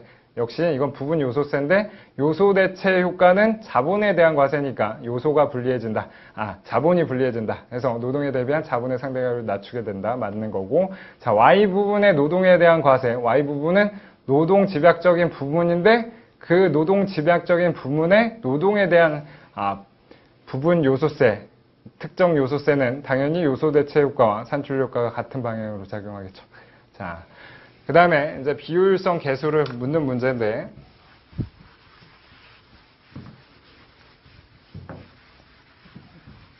자, 시간 관계상 일단 이 계산 문제는 넘어갈게요. 비효율성 계수는 여러분들 유튜브 제 계산 문제 특강 보면 좀 빠르게 푸는 방법이 있는데 일단은 지금 만약에 시간이 남으면 다시 돌아와서 풀어보도록 할게요. 자, 3번 부동산 관련 조세에 관한 설명으로 옳은 것은 자, 1번 우리나라의 재산세와 종합부동산세 이것도 이제 사실은 부동산 관련 조세, 자산세와 관련해서 요새 현안으로서 어떤 좀 등장한 문제 같은데 이거는 어떤 재정학적인 그런 것보다 여러분들 세법이라든지 그런 마인드가 사실은 좀 있어야 됐을 수도 있고 아니면 정확하게 5번이라는 지문을 알고 있었더라도 5번을 체크할 수 있었을 텐데 한번 풀어볼게요. 자, 1번 우리나라의 재산세와 종합부동산세는 부동산 거래 시 부과된다. 그래서 부동산 거래 시 부과되는 게 아니고 이건 보유세죠. 보유세. 그래서 2번에도 나와 있네요. 자, 부동산 보유세 인상 시 미래의 보유세 부담이 집값에 반영되어 이걸 이제 조세의 자본화라고 표현하는데 집값이 상승하는 게 아니고 집값이 미래에 예상되는 조세 흐름의 현재 가치만큼 집값이 하락하게 되겠죠. 그래서 2번 틀린 거고 1번 틀린 거고 3번 보유세 인상의 실제적인 부담은 보유세 인상 이후 부동산 구입자가 모두 부담하는 게 아니고 이런 조세의 자본화 현상이 있을 때 그 시점에서 부동산을 갖고 있는 소유자가 모두 부담하게 되는 거죠. 마찬가지로 이런 거. 그러니까 내용은 즉 표면적으로는 부동산 관련 세금으로 나와 있지만 그 근본적인 내용은 우리가 늘상 보던 그런 논리를 바탕으로 풀면 되는 거였어요. 자, 그래서 그런 측면. 그 다음에 4번의 양도소득세는 부동산 양도 시 발생하는 차액에 대해서 과세하는 여기까지는 괜찮은데 지방세가 아니고 국세가 되는 거죠. 그래서 양도소득세가 있을 때 양도소득세는 국세고 거기에다 이제 10% 더 이제 지방세를 추가로 납부하는 거라서 양도소득세 자체는 국세였다. 그래서 4번 틀린 거고. 자, 5번.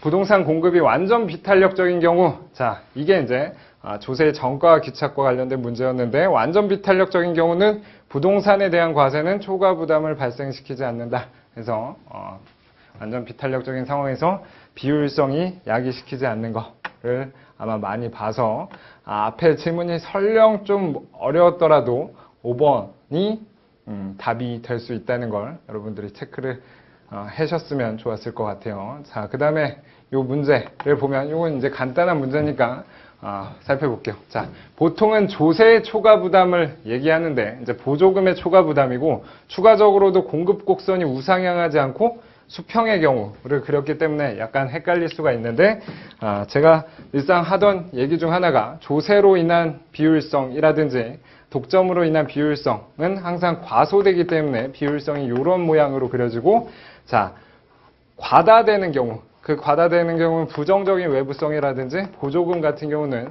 그 비효율성이 이렇게 표현되는데 지금처럼 공급 곡선이 수평이 되면 이런 식으로 되고 공급 곡선이 수평이 되면 이런 식으로 표현이 돼요. 자, 그래서 사실은 지금 살펴보면 어디 부분이 이제 비효율성의 크기인가를 살펴보면 자, 보조금이 가지는 초과 부담 비효율성을 살펴볼 건데 자,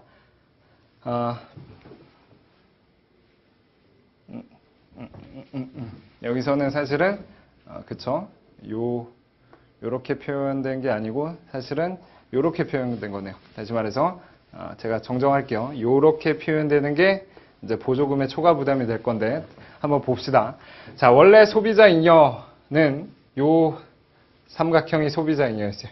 그리고 공급 곡선이 이렇게 수평일 때는 생산자 잉여가 존재하지 않죠. 그래서 이렇게 갈수록 생산자 잉여가 줄다가 이렇게 되면 생산자 잉여는 존재하지 않는다.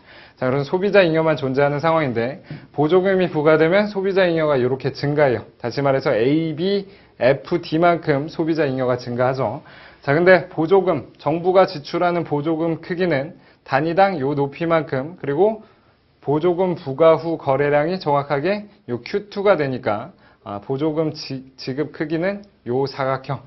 그래서 AD, FC가 보조금 지출 크기인데 다시 말해서 정부는 예를 들어서 이만큼 줬다고 생각하는데 경제 주체는 요만큼밖에 못 받았다고 생각하기 때문에 보조금의 비효율성은 삼각형 BCF가 되겠네요. 그래서 2번을 체크를 할 수 있었어야 됐고 자, 그 다음에 이제 15번도 여러분들 입장에서는 이게 이제 그 조세와 효율성 그리고 최저가세 그 중간쯤에 있는 재화를 두 가지 재화를 상정하고 추가적으로 여가까지 고려하는 상황에서 어떤 효율성, 비효율성을 따지는 건데 나머지는 여러분들이 좀 헷갈렸을 수 있는데 5번은 늘상 보던 거였어요. 5번 어떤 측면이냐 정액세는 초과 부담을 수반하지 않는다. 그래서 정액세는 효율적인데 늘상 보던 게 정액세는 효율적이지만 굉장히 불공평한 조세죠. 그래서 공평성을 전혀 고려하지 않는 조세이기 때문에 형평성 측면에서 안 좋다 하는 질문. 그래서 5번을 답으로 체크를 했었어야 됐어요. 자, 그래서 그런 거고. 자, 이게 이제 그 등가 변화로 표현한 즉 개인적 측면에서 초과 부담을 표현하는 건데 개인적 측면에서 그래서 조세의 초과 부담을 시장 측면에서 살펴보는 그 부분이 있고 개인적 측면에서 살펴보는 초과 부담이 있는데 그때 이제 등가 변화의 크기가 조세 수입보다 더 크기 때문에 이게 초과 부담이다. 그래서 사실은 이 부분은 여러분들 입장에서 저는 강조하지 않는 부분이긴 했었는데 그 책에 그래프로 나와 있긴 하죠. OX 책에 어찌됐든 등가 변화를 표현하면 조세 부과 전 이제로를 선택하고 있었죠. 조세 부과 전 예산선은 요 예산선이고 X제 조세가 부과돼서 X제의 상대 가격이 비싸지고 내가 최대한 살 수 있는 X제 소비량이 줄어들어서 예산선이 이처럼 변화하게 됐어요. 그때 효용 극대점을 보면 이제로점에서 이원점으로 변화하게 되고 당연히 효용이 여기 1에서 2로 효용이 줄어들겠죠. 자, 그러면 조세로 인한 효용의 감소를 정확하게 화폐 단위로 측정한 게 등가 변화인데 그 등가 변화가 원래 효용, 무차별 곡선과 접하는 이 예산선과 바뀐 효용을 지나가는 무차별 곡선을 지나가되 원래 예산선 단위로 이렇게 접하게 그래서 표현한 거. 그래서 요 수직 높이만큼이 다시 말해서 요 G에서 F까지의 수직 높이가 등가 변화예요. 조세로 인한 효용의 감소폭을 화폐 단위로 계산한 거. 자, 근데 그때의 조세 수입은 F2원, 요 높이죠. 다시 말해서 원래 X제를 A-만큼 소비하면 Y제를 X제, Y제가 아니죠. A제, B제인데 원래 A제를 요만큼 소비하면 B제화를 요만큼 소비할 수 있었는데 지금 조세 부과 후 B제를 여기까지밖에 소비 못하니까 조세 정확하게는 여기까지 요 높이 B-까지밖에 소비를 못하니까 조세 부가액은 비재화로 표현한 조세 부가액은 요 크기가 되는 거고, 등가 변화는 요 크기니까 등가 변화, 조세로 인한 효용 감소폭이 조세 수입 크기보다 더 커서 요 높이만큼, E1과 G만큼의 높이가 이제 등가 변화가 되겠죠. 초과 부담이 되겠죠. 그래서 E1, G가 초과 부담이다. 자, 그 다음에 이제 잠깐 정정을 해볼게요.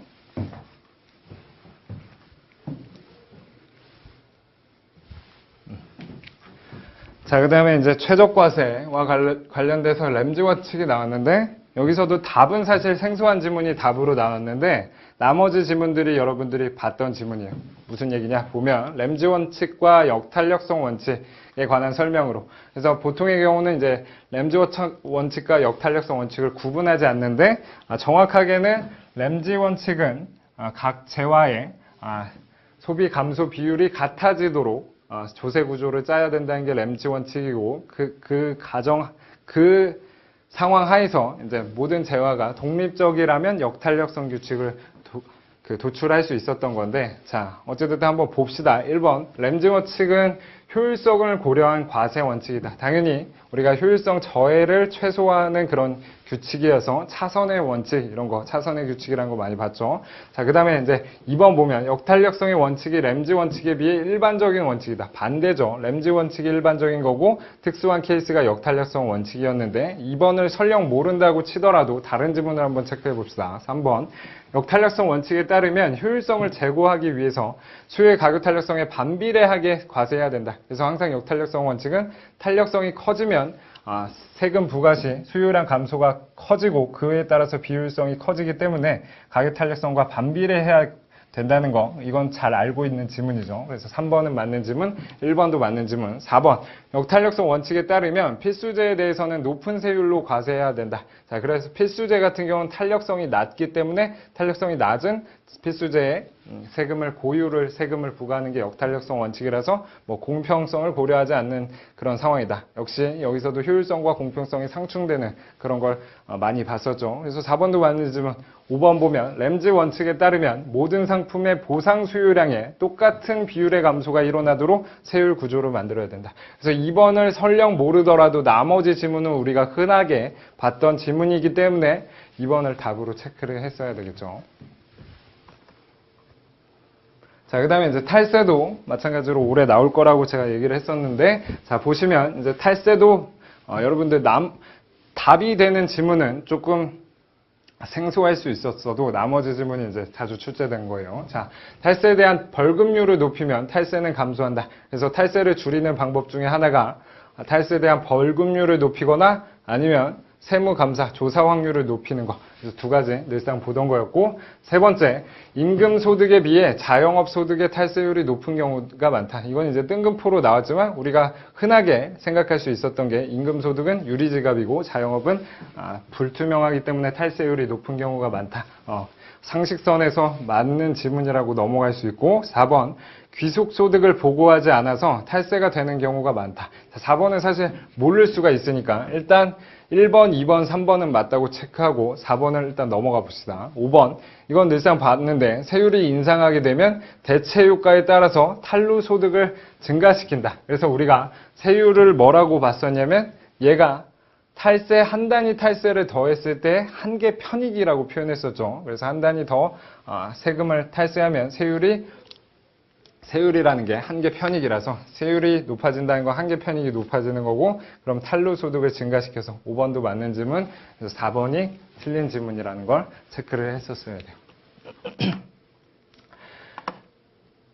자, 그 다음에 이제 그 세제 개편 내용으로 이제 자동 안정화 장치에 대해서 살펴보는데, 나머지는 다 소득세랑 관련된 거예요. 소득세라든지 아니면 요 보조금, 즉 위에 최고 소득 구간에서 더 세금을 걷던지 아니면 최저 소득에 대해서 보조금을 주든지, 그래서 이런 나머지 지문은 다 그거랑 관련해서 일종의 누진적 조세 체계가 자동 안정화 장치를 갖추는데 1번 같이 소비세는 그런 자동화 장치랑 상관이 없기 때문에 1번이 답이 됐던 문제였고, 자, 그 다음에 이제 개인소득세와 관련해서 헤이그 사이먼즈 소득은 헤이거 사이먼즈가 포괄적 소득이라는 얘기를 했는데 두 시점 사이에서 발생하는 경제적 능력 순 증가에 화폐 가치가 포괄적 소득이라고 표현을 했었죠.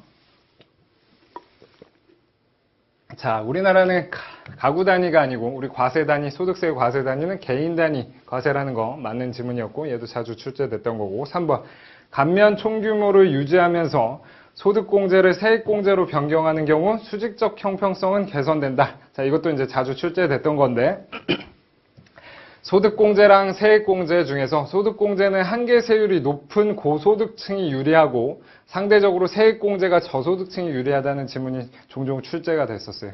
그렇기 때문에 세액공제로 변경하는 경우 수직적 형평성이 개선된다. 맞는 지문이었고, 자, 4번 우리나라 소득세제는 보통의 경우 발생주의가 아닌 실현주의를 기본적으로 원칙하고 있고, 자, 5번 누진적인 소득세 하에서 인플레이션이 발생하면 실질 조세 부담이 낮춰지지 않고 실제 조세 부담이 증가를 하는 그런 상황. 그래서 인플레이션세라고도 표현하는 그런 지문이었어요. 실제로 기출해서 계산 문제도 한번 나왔던 거. 그래서 이런 조세 부담, 인플레이션이 발생했을 때 누진적 조세 체계 하에서 조세 부담이 증가를 하는 상황에서 조세 부담을 줄여주는 그런 그런 조세 부담을 줄여주는 장치가 인덱세이션이라는 거 얼핏 배웠을 거예요. 자, 그래서 이것도 크게 어렵지 않게 풀었어야 될 문제였고, 자, 그 다음에 소득공제, 세액공제 나왔는데 올해 소득공제, 세액공제가 조금 문제가 많이 나왔던 것 같아요.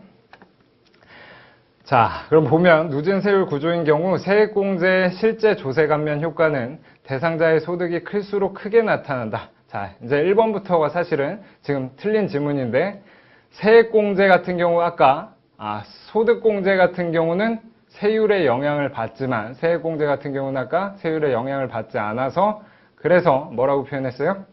저소득층, 세액공제는 저소득층이 좀 유리하고 소득공제는 고소득층이 유리하다고 표현했으니까 이제 1번이 틀렸고, 자, 2번 소득공제는 담세 능력에 따라서 과세하고자 하는 것이다. 그래서 일종의 소득공제를 하는 원인에 대해서, 이유에 대해서 수직적 수평적 공평성을 만족을 한다는 거죠. 그래서 담세 능력에 따라서 과세하고자 하는 거고, 그 다음에 이제 3번도 여러분들 입장에서는 조금 안 보던 지문이었을 거예요. 그래서 저도 조금은 헷갈렸는데 소득공제를 실시하면 파레토 효율성 조건 중에서 하나인 교환의 효율성 조건을 만족하지 못한다. 그럼 소득공제 중에 뭐였냐면 의료비 공제 이런 게 존재를 하는데, 근데 의료비 공제를 모든 전 국민이 다 받는 부분이 아니기 때문에 그걸 받는 사람의 의료비에 대한 한계 대출과 받지 않는 사람들의 의료비에 대한 한계 대출이 달라져서 교환의 조건을 충족하지 못한다. 맞는 질문이었고, 자, 그 다음에 이제 4번도 사실은 조금 좀 어려운, 좀 생소했던 질문이었는데 1번이 답이라는 걸 여러분들이 체크하고 넘어갔었어야겠죠. 자, 그 다음에 이제 법인세가 많이 나온다고 얘기를 했었는데, 이제 세 문제가 나왔죠. 법인세와 소득세 통합 논의에서 이제, 등장했던 게 완전 통합 방식과 부분 통합 방식이 있는데, 완전 통합 방식은 크게 두 가지가 있었죠. 그래서 조합 방식 같은 경우는 조합원으로 간주를 해서 모두 일종의, 배당되었다, 간주하고, 혹은 조합원들에게 소득으로 귀속되었다 간주하고 개인 소득세로 통합하자는 방식이 조합 방식이죠. 그래서 기억 지문처럼 완전 통합으로 배당이나 사내 유보를 구분하지 않고 개인 소득세로 부과하는 방식 맞는 지문이고, 자본이득 방식 같은 경우는 여기도 이제 완전 통합 방식인데 법인 소득 중 배당되는 부분은 개인 소득으로, 그리고 사내 유보에 대해서는 자본이득으로 과세하는 방식. 그래서 니은은 이제 조합 방식과 자본이득 방식은 조금 다르죠. 요건 다 개인소득세로. 요거는 배당되는 부분 개인소득으로, 사내 유보는 자본이득 방식으로 하기 때문에 이제 자본이득 방식이라고 표현하는 거고, 그 다음 배당세액 공제제도. 이건 여러분들이 저보다 잘 아는 그로스업 제도가 되겠죠. 자, 그래서 그것까지 좋은데 여러분들 더 잘 알았겠지만 과세분 전체라고 표현했기 때문에 이 부분이 이제 틀린 지문이었고, 차등세율 제도 같은 경우는 부분 통합으로서 일종의 배당된 부분이 법인세 같은 경우는 배당 소득세의 이중과세 문제가 항상 문제가 야기가 되는 거죠. 그래서 그 배당 소득과 관련돼서는 좀 낮게 세율을 적용한다. 그래서 리을도 맞는 거, 디귿만 틀린 지문이 되겠네요. 자, 그다음에 이제 법인세 나오는데 항상 이제 1번도 항상 자주 출제되는 거예요. 이윤세는 두 가지 측면에서 바람직하다고 했었죠. 왜곡도 가져다 주지 않고 효율성 측면에서도 왜곡을 가져다 주지 않는 효율성 측면에서도 좋고, 그 다음에 추가적으로 전가도 일어나지 않는다. 그래서 이제 이윤세는 그런 개념으로서 정확하게 숙지를 하고 있었어야 돼요. 그래서 1번 맞는 질문. 2번은 법인세 부과로 인해 법인소득 단계와 개인소득 단계에서 이중과세 문제가 발생한다. 아까 설명했던 부분이고, 자, 법인세율 우리나라는 이제 세율 누진 구조로 되어 있고, 현세제에 대해서 물어보고 있고, 자, 4번 타인 자본에 대해서만 이자 비용 공제를 허용하는 법인세는 투자재원 조달 방식의 왜곡을 당연히 가져와 주죠. 그래서 법인세의 문제 중 하나가 차익, 이자 비용만 공제를 허용하기 때문에 타인 자본에 의존하게 된다. 혹은 재무 구조가 악화된다. 이렇게 표현을 하죠. 그래서 이제 4번이 쉽게 틀린 거라는 걸 체크를 했었어야 돼요. 자, 그래서 5번 같은 경우는 이제 뜬금포로 나오긴 했는데 현안이죠. 그래서 조세, 국가 간의 조세 경쟁이 존재하는 경우 법인세율을 서로 앞다투어서 낮추는 그런 상황이 벌어지고 있다. 자, 그 다음에 이제 조세에 관한 설명인데, 이거는 이제 여러 가지 세제를 설명하고 있죠. 그래서 법인세의 과세 대상은 법인 이윤과 배당 소득이다가 아니고, 과세 대상은 법인 이윤, 정확하게는 당기 순이익이 법인세의 과세 베이스가 되는 거죠. 자, 그래서 1번 틀린 거, 배당 소득은 소득세의 과세 베이스가 되는 거죠. 자, 2번 부가가치세의 면세 제도는 형평성을 증진시키는 효과가 있다. 자, 부가가치세 면세 중에 하나가, 면세를 왜 하는가 했을 때 저소득층의 생활 필수품이라든지 아니면 뭐 도서 이런 게 이제 일종의 형평성을 제고시키고자 하는 제도적 장치라고 생각할 수 있고, 자, 직접세의 예로 소득세를 들 수 있고 간접세의 예로 부가가치세를 들 수 있다. 너무 쉬운 질문이었고, 소득세는 노동과 여가의 선택에 대해서 중립적으로 작용하지 않는다. 다시 말해서 비효율성을 야기시킨다고 했었죠. 소득세를 부과하면 근로소득세가 부과되면 근로의욕에 영향을 주는 거 쭉 봤을 테니까 이제 4번도 맞는 질문. 5번 보면 부가가치세는 직접세에 비해 조세 저항이 낮아 세수 확보에 유리하다. 그래서 5번도 자주 출제되는 지문이었어요. 1번이 생소한 지문이었지만 역시 마찬가지로 나머지 지문이 정확하게 우리가 알고 있는 지문이기 때문에 1번이 조금 사실 생소하진 않죠. 그래서 우리는 법인세 과세 베이스는 당기 순이익이고 배당 소득은 소득의 과세 베이스라는 걸 알고 있을 테니까 1번이 틀린 질문. 자, 그 다음에 이제 근로소득세가 노동 공급에 영향을 미치는 거 너무나 매번 출제되는 거라서 항상 강조하는 부분인데, 여가가 정상제일 경우는 소득 효과는 직관과 상충하는, 조세가 부과됐을 때 소득 효과에 따라서는 노동 공급을 늘리고 대체 효과에 따라서는 직관에 부합하는 노동 공급을 줄이는 그런 상황이라서 지금 1번 같은 경우도 틀리고, 모두 증가시킨다고 해서 틀리고, 2번 소득 효과로는 증가하고 대체 효과는 감소해서 알 수 없다. 그 크기의 상대적 크기에 따라서 다르다. 2번이 이제 정확하게 표현한 거고, 저는 이제 여가가 열등제일 때 조세가 부과되면 항상 노동 공급이 감소한다. 그래서 여열감 이렇게 표현했는데 외우라고 했었는데 이제 그 부분에 관련돼서는 얘기가 안 나와 있기 때문에 3, 4, 5번 다 틀리고 2번이 맞는 질문이 됐죠. 자, 그 다음에 이제 이자소득세, 근로소득세랑 사실 이자소득세 동전의 앞뒷면이죠. 그래서 이자소득세 부과 효과로 옳지 않은 것은 1번 이자소득세 부과 시 민간저축과 정부저축의 합은 그 변화를 알 수 없다. 그래서 사실은 이제 1번이 생소했을 수 있어요, 여러분이. 자, 그럼 다른 질문을 한번 봅시다. 자, 2번 이자소득세가 부과되면 미래 소비의 가격이 상승한다. 이자소득세가 부과된다는 건 이자율이 떨어지는 거고, 이자는 현재 소비의 기회비용 혹은 현재 소비의 가격이라고 표현했어요. 자, 그러면 이자소득세가 부과되면 현재 이자가 떨어져서 현재의 기회비용이 줄어드는 거니까 미래 소비의 가격은 상승하는 효과를 가지니까 2번 맞는 거네요. 자, 3번. 이자소득세 부과 시 민간저축은 증가할 수도 감소할 수도 있다. 우리가 근로소득세 부과 시 노동공급이 증가할 수도 감소할 수도 있는 것처럼 대체효과, 소득효과 크기에 따라서 3번 증가할 수도 감소할 수도 있다. 맞는 지문. 4번 보면 이자소득세 부과 시 현재 소비는 대체효과에 의해서 증가하고 현재 소비에 따르면 아까 뭐라고 했었죠? 미래 소비의 가격은 상승하고 현재 소비의 가격은 하락하기 때문에 대체 효과에 의해서 현재 소비는 증가하고 소득 효과에 의해서 소득이 줄어들었으니까 현재 감소한다. 4번도 맞는 거. 자, 5번 이자소득세 부과 시 미래 소비에 주는 영향은 대체 효과와 소득 효과로 나눠지는데 이들 두 효과는 서로 반대 방향으로 작동한다. 틀렸고, 자, 대체 효과에 의해서 아까 봤듯이 미래 소비의 가격이 상승해서 미래 소비가 줄어들고 소득 효과에 따라서 세금 부과하니까 소득이 줄어서 미래 소비를 줄이는 거. 그래서 둘 다 모두 미래 소비를 반드시 줄이는 거. 그래서 5번이 확실하게 틀리다는 걸 우리가 체크를 할 수가 있겠죠. 1번은 사실은 뜬금포였고 나중에 뭐 기본 강의라든지 이런 게 저한테 듣는 경우가 있으면 설명을 하도록 할게요. 자, 그 다음에 이제 애킨슨 지수. 사실은 저는 이제 작년에 애킨슨 지수가 나올 거라고 해서 나왔고, 올해는 작년에 나왔기 때문에 안 나올 거라고 했는데, 뒤통수를 사실 맞았죠. 그래서 애킨슨 지수가 2년 연속 나온 그 경우인데,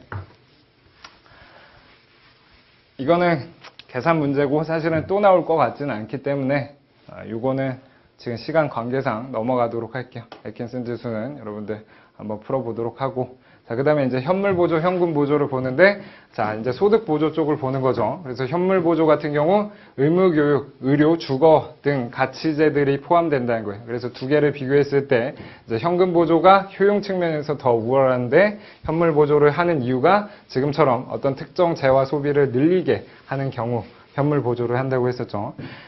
자, 근데 이제 2번 보면, 현물 보조에 비해서 현금 보조는 높은 행정비용과 운영비용을 수반한다. 여러분들 정부가 돈 주는 게 쉽겠어요? 쌀 주는 게 쉽겠어요? 돈 주는 게 훨씬 행정비용과 운영비용이 훨씬 적겠죠. 그래서 2번이 틀린 건데 사실은 생소했던 질문이었고 나머지 질문 한번 봅시다.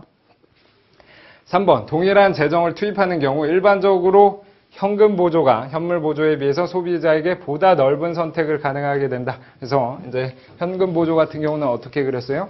이런 저소득 측에 예산 제약이 있으면 현금 보조를 하게 되면 이렇게 되고 현물 보조를 하게 되면 이렇게 돼서 일반적으로 현금 보조가 이 부분만큼 더 크다는 거를 많이 봤을 거예요. 자, 4번 현물 보조를 사용하는 주된 이유는 해당 현물의 소비가 바람직하다고 생각하기 때문이다. 그래서 4번, 1번 가치제이기 때문에 그 가치제를 소비하는 게 바람직하다고 판단하는 정부 입장에서 그런 정부의 가부장적인 정부 입장에서 이제 소비를 하도록 현물 보조를 제공을 하는 거죠. 그 다음에 5번 보면 현금 보조가 가지는 단점 중 하나는 상대적으로 부정수급과 오남용 가능성이 크다는 거다. 그래서 사실은 5번도 낯선 지문이었고 2번도 낯선 지문이었는데 둘 중에 답을 고르는 상황이었는데 어떤 우리 상식선에서 2번을 이제 풀었어야 돼요. 그래서 1번 3번, 4번은 우리가 정확하게 알 수 있었던 지문이고 2번, 5번이 생소했던 건데 자, 이거 우리 상식선에서 2번을 체크를 해야 답을 찾을 수 있었던 문제. 자, 그 다음에 연금제도인데 연금제도는 4대 보험 중 하나죠. 그래서 연금제도 같은 경우는 보험이기 때문에 어떤 걸 대비하는 거냐? 노후, 즉 노후를 대비하는 보험이 되겠죠. 그래서 노후소득의 감소에 대비한 사회보험제도이다. 사회보험제도.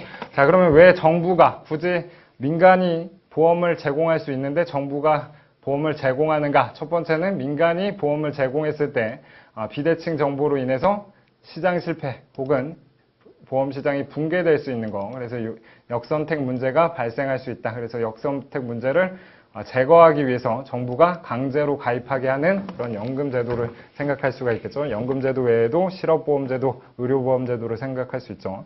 자, 우리나라의 국민연금은 적립방식이 아닌 부가방식으로 도입되었다. 이것도 사실은 여러분들 생소했을 수 있는데 우리나라는 부가방식이 아니고 적립방식으로 도입됐어요. 근데 왜 재원 문제가 이렇게 고갈되느냐 했을 때, 애시당초 도입 당시에 내는 것보다 받는 걸 더 많이 하는 적립방식이었기 때문에 재원이 고갈되는 그런 상황이 문제가 되는 거예요. 그래서 3번이 생소할 수 있었을 텐데 사실은 저는 강의 때 언급을 하긴 했었고, 자, 그래서 이제 만약에 이걸 모르는 상황에서 한번 답을 찾는 연습을 해봅시다. 1번, 2번은 확실하게 우리가 알고 있던 지문이고, 4번을 보면 연금제도가 가지는 자산 대체 효과.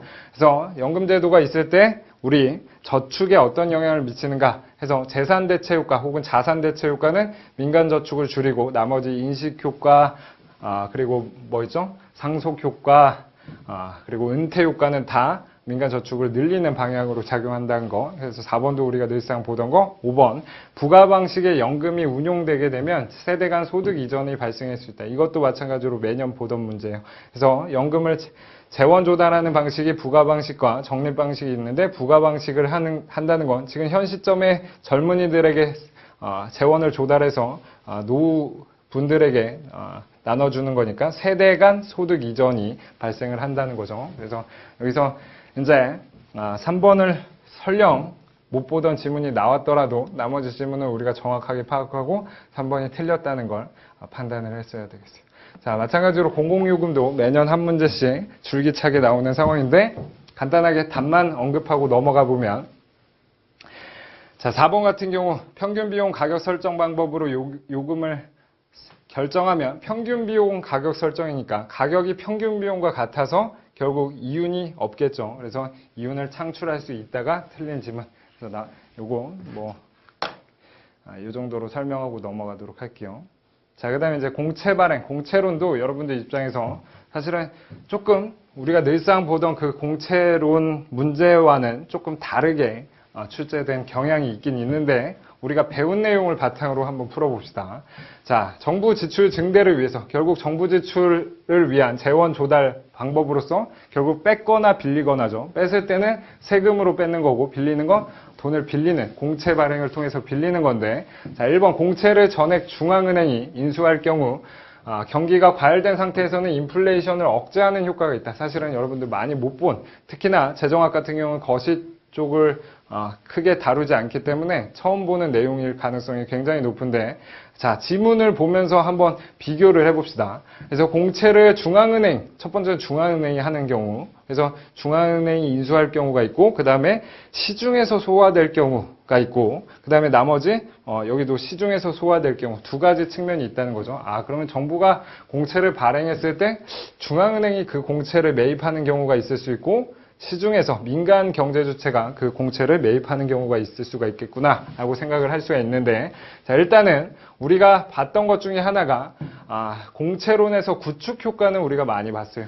그래서 3번을 한번 봐보면 공채가 전액 시중에서 소화될 경우, 소화된다는 게 흡수된다는 거고, 그게 민간 경제주체가 그 국공채를 매입하게 되는 그런 상황이라고 표현하면 되겠어요. 자, 그래서 그때 일종의 저는 뭐라고 표현했어요? 공채를 발행한다는 게 자금 시장에서 어떤 특정 경제주체, 즉 정부라는 경제주체가 자금 시장에서 수요를 늘린 거죠. 나 돈 필요해, 돈 빌려줘. 공채를 발행한 거니까. 그럼 돈에 대한 가격, 쉽게 말해서 이자를 돈에 대한 가격이라고 생각하면 돈의 가격, 이자율이 상승하고, 이자율 상승했을 때 민간 투자가 줄어드는 현상을 구축효과라고 하니까, 설령 이런 지문이 생소했더라도 정확하게 이 표현을 기억하고 있었다면 3번이 맞는 지문이라는 걸 답으로 찾았어야겠죠. 그래서 사실은 나머지 지문들은 조금 생소했을 수 있을 텐데, 이 정도 설명으로 넘기도록 할게요. 자, 그 다음에 이제 마지막으로 지방재정과 관련된 건데, 자, 지방재정에서 이제 지방분권화 관련해서 하나 문제가 나왔네요. 그래서 우리 티브 모형이라든지 오후추의 분권화 정리를 한 지문에서 한꺼번에 물어보고 있는데, 자, 지방 분권에 관한 설명으로 옳지 않은 것은, 이것도 이제 자주 출제되는 부분이었는데 답은 몇 번이었나요?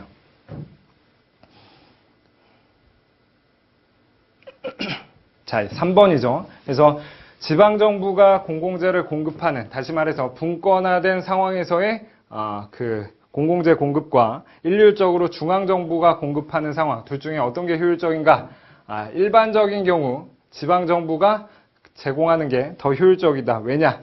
선호를, 지방정부가 주민들의 선호를 더 잘 반영하기 때문에. 근데 예외적인 경우가 외부성이 있다, 혹은 지역 간 파급 효과가 있다, 혹은 생산에 있어서 규모의 경제가 있다. 이런 상황에서는 중앙정부가 도맡아서 하는 게 바람직하다. 그래서 이제 3번 같은 경우 질문을 보면 한 지역의 공공재가 다른 지역에 영향을 미치는 스피르오버 이펙트 혹은 누출 효과 혹은 외부성이 있을 때는 당연히 분권화된 상황에서는 그걸 고려하지 않을 테니까 효율성을 달성할 수 없다는 게 3번이 틀린 질문이었고 1번 같은 경우가 티브 모형이죠. 그래서 분권화된 지역들이 차별성을 가지고 여러 지역 중에서 투표자가 자신이 원하는 것을 선택할 수 있다면 결과적으로 효율성을 달성할 수 있다. 티브 모형과 관련된 거였고 자, 그 다음에 4번 규모의 경제가 존재를 할 때는 그때 조세행정과 관련해서는 중앙정부가 국세행정을 담당하고 그 다음에 지방으로 배분하는 그런 형태가 이루어질 수 있다는 거예요. 그래서 답을 3번이라는 걸 이것도 여러분들이 정확하게 체크를 할 수 있는 상황이었죠. 자, 마지막으로 이것도 여러분들 헷갈리는 문제였을 생소한 문제였을 수 있는데 간단하게 문제 풀이만 하고 마무리를 하도록 할게요. 자, 그래서 여기서 이제 정부 지출 승수라는 걸 물어봤는데 우리 보통의 경우는 정부 지출 승수를 어떻게 물어봤냐면 한계 소비 성향이라는 걸 주고 거기에서 계산하라는 문제가 나왔는데 사실은 이런 문제가 자주 출제되진 않죠. 한 4, 5년에 한 번씩 출제되는 문제인데 지금 세수의 소득 탄력성, 보통은 세수의 소득 탄력성 혹은 조세 수입의 소득 탄력성은 뭘로 많이 문제가 나왔냐면 누진성 여부를 판단하는 걸로 이 용어가 많이 나왔는데 여기서는 그 누진성 판단 여부로는 나오지 않고 여기서는 오로지 그 공채가 아니고 그 정부 지출 승수를 구하는 계산 문제로 한번 나왔어요. 계산 문제로 나왔어요. 자, 그래서 한번 계산해 보면 이런 식의 수식이 있네요. 델타 y 델타 t 그다음에 t분의 y. 자, 얘가 이제 조세 수입의 소득 탄력성이죠. 사실은 조세 수입의 소득 탄력성이라는 건 탄력성이라는 건 원인이 1% 변했을 때 결과가 어떻게 바뀌는가. 여기서 원인은 소득이 1% 변했을 때 세금의 크기가 어떻게 바뀌는가고 요거를 이런 식으로 표현할 수가 있다는 거죠. 델타 y, 델타 t, 그 다음에 t분의 y 이렇게 표현할 수가 있다는 거죠. 그래서 정확하게 이게 조세 수입의 소득 탄력성인데 이 값이 1.2라고 주어져 있어요. 이 값이 1.2로 주어져 있고 조세 부담률이 0.25래요. 얘가 아니고 정확하게는 요것의 역수죠. y분의 t, 얘가 조세 부담률인데 소득 대비 세금의 크기 조세 부담률인데 얘가 0.25래요. 자, 그러면 얘는 역수기 때문에 0.25분의 1, 다시 말해서 요 값이 4겠네요. 자, 그러면 그걸 바탕으로 요 값은 얼마임을 추론할 수가 있냐면 0.3이라는 걸 추론할 수가 있어요. 자, 그때 이제 정부 지출 승수를 물어봤는데 정부 지출 승수는 정부 지출을 한 단위 늘렸을 때 소득이 얼마큼 늘어나는가 요 값이 정부 지출 승수인데 지금은 델타 G 이퀄 델타 T라고 문제가 주어졌네요. 자, 그러면 델타 T분의 델타 Y를 물어봤네요.